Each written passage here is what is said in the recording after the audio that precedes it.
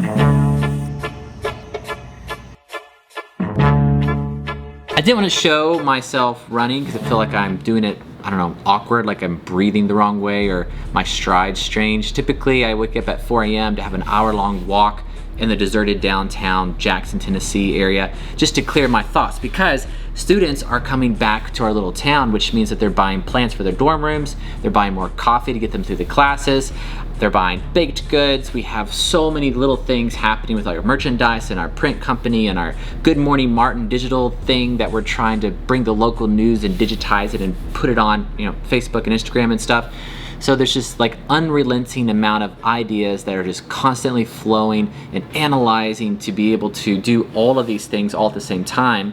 And with my little 3.5-year-old, which I love very much and very blessed to have, it's hard to have any time to yourself to just have a stream of thought that's uninterrupted, because I'm already interrupting my own self with different contrasting ideas with trying to fit all these businesses into one. So I've been waking up at 4 a.m., going for a long walk, to be exhausted enough to not have the energy to think at too many things at one time.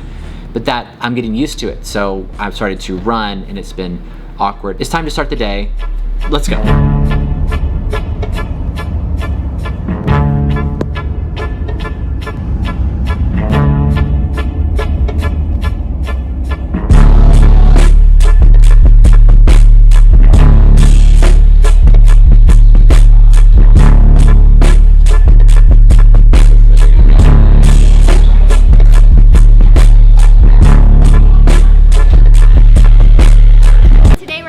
Chocolate sea salt cookies, and I'm ready to pull them out of the oven.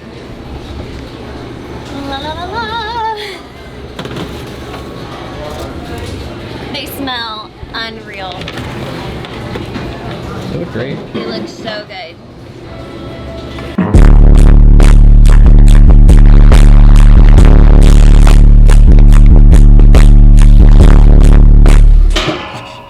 Today is simple. It's simple.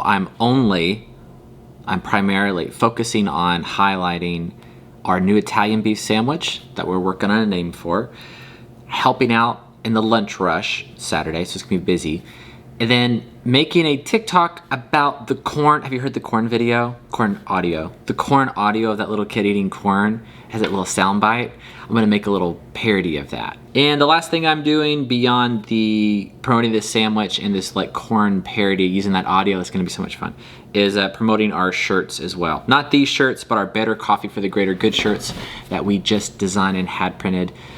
Every list that I've ever had in my whole entire life, since the past like 12 years of being in business, I've meticulously written everything out, every concept, over 20-year plans, everything. And then I've prioritized it into just to-do lists. And then beyond the prioritized to-do lists, I've put them into daily lists across all the little projects that I have. And the best that I've ever felt in my life was when I had a team of people that were focused on each one of those lists and then could like give me updates on how they were doing with that list. Success for me is being debt-free, which I'm not, so I don't feel like I'm successful until I am debt-free, but also feeling the best that I've ever felt is having really great people doing all the things on the to-do lists. That's just a side note. Courtney Sellers for Martin's Coffee and Bakery, and today I'm going to show you guys how we make our Italian beef sandwich that doesn't have a name yet. Come on! This is Nikki, our manager, and she's going to be making our Italian today. First we're going to start with our hoagie. Next comes our Italian shaved beef. Now we're going to add our banana peppers. Next we're going to stack our pepper jack and our provolone. Time for Mary.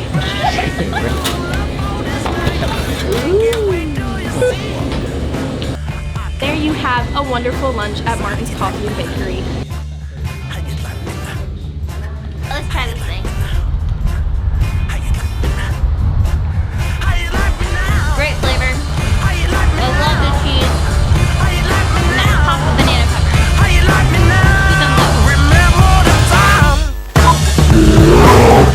So, what were you saying, Court? You want it as a latte, not a cold brew? I think that the corn would be better as a latte than as a cold brew. Abby? Corn foam. Cold brew with some sweet corn foam. Oh my god. But I love sweet corn. Sweet corn foam. Sweet corn foam. Yeah. All right, let's do the sweet corn foam. Alright, sweet corn foam. For me, I really like corn. What do you like about corn? It's corn! A good corn Vietnam. It has the juice. I can't imagine a more beautiful thing. It's corn! I can tell you all about it. I mean, look at this thing. When I tried it, I do anything change. Final verdict is that it's bad. It tastes like ass. I'm gonna share one of the greatest pet peeves that I have in business and I guess in life. And it has to do with entitlement. Entitlement, I guess, if I were to define it in business, is believing because you exist that you deserve the support of a community or an individual. People are loyal to the value that they are given. If the value is not there, they're not going to support you. Just because you have a storefront or a social club or have some product or services doesn't mean that the people who don't support you are not local. I hear this a lot, and like it comes across like American Express, this big campaign like Shop Small, right? They have a Shop Small day or week. They have lots of banners. People are saying, you know, choose this business, shop small, shop small, shop small. And then I've heard a lot of business owners complain that like, why are you supporting Amazon? Why are you going to Walmart? Why are you going to like chain restaurants over small businesses? You should shop small. And they're calling, I've heard it in at least my community, people who do not support their specific business or the businesses that they like, not locally minded. And the problem with that is like, you know, the reason so many people go to Amazon is because it's so convenient, or go through like a Starbucks drive-through is because it's convenient. And instead of like being angry at people for not being locally minded, it should be an audit on the value that you're not giving, which is the reason why your business is not succeeding. I have a very long ways to go to being the business owner that I want to be, and for our shop to run the way that I think it should. It's a young business, it's only 5 years old, but if I were to really focus on the shop like it needs to be focused on, the shop would be completely different than it is now, because we're not giving the amount of value that I think that we can give. Part of it's staffing, part of it's like resources, whatever excuse you want to use, or I want to use. If you're not having enough business, it's because you're not providing enough value.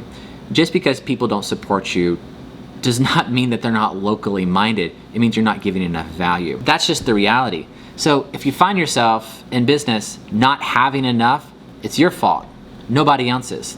It's my fault that the shop is not where I want it to be. It's not the customer's fault. It's not competition's fault. You should look at everyone who's providing more value than you and just provide more value. The entitlement that people have that just because they exist, they should be given things drives me crazy. And in the real world, that business is not gonna make it. Instead of complaining about the situation, competition, whatever excuse you have, focus on what you have control over, which is giving more value to customers, and they will respect that and they'll support that.